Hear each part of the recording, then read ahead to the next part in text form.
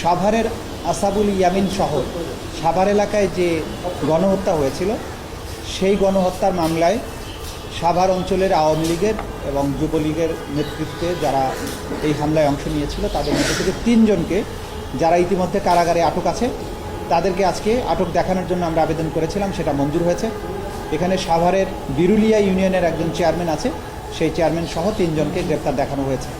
এই মামলাতে আগে থেকেই 10 জনের বিরুদ্ধে গ্রেপ্তারি পরোয়ানা জারি আছে, তার মধ্যে একজন গ্রেপ্তার আছে, আর এই বাকি 3 জন আগে থেকেই গ্রেপ্তার ছিলেন, তাদেরকে এই মামলায় গ্রেপ্তার দেখানো হলো আজকের আলোচনার মাধ্যমে। এবং আরেকটা প্রসিডিং ছিল পুরনো একটা মামলার, যেটা চূড়ান্ত শুনানির জন্য সামিং আপ আর্গুমেন্টের জন্য ছিল, সেটা পরবর্তীতে 18ই মে তারিখে পরবর্তী দিন ধার্য হয়েছে। এটাই ছিল আজকের মোটা দাগের প্রসিডিংস। থ্যাংক ইউ আপনাদের। শেখ হাসিনার মামলায় তদন্ত কি সরকার আসবে, আর অন্য আসামিদের ভিতরে শুধুমাত্র সাবেক আইজিপি কেন এই মামলায়?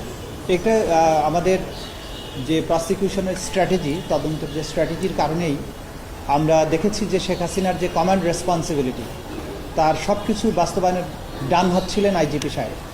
সে কারণে আমরা কৌশলগত কারণে তাকে এটা এই মামলাতে অন্তর্ভুক্ত করেছি এবং তার সম্পৃক্ততা আছে, যেভাবে শেখ হাসিনার অপরাধ প্রমাণের ক্ষেত্রে তার সম্পৃক্ততাটা দরকার ছিল, যে কারণে আমরা এটা করেছি। এটা আমাদের কৌশলগত সিদ্ধান্তের ব্যাপার।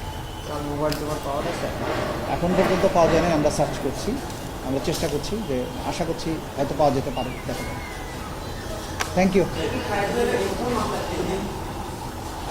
না না, ঠিক আছে, ঠিক আছে।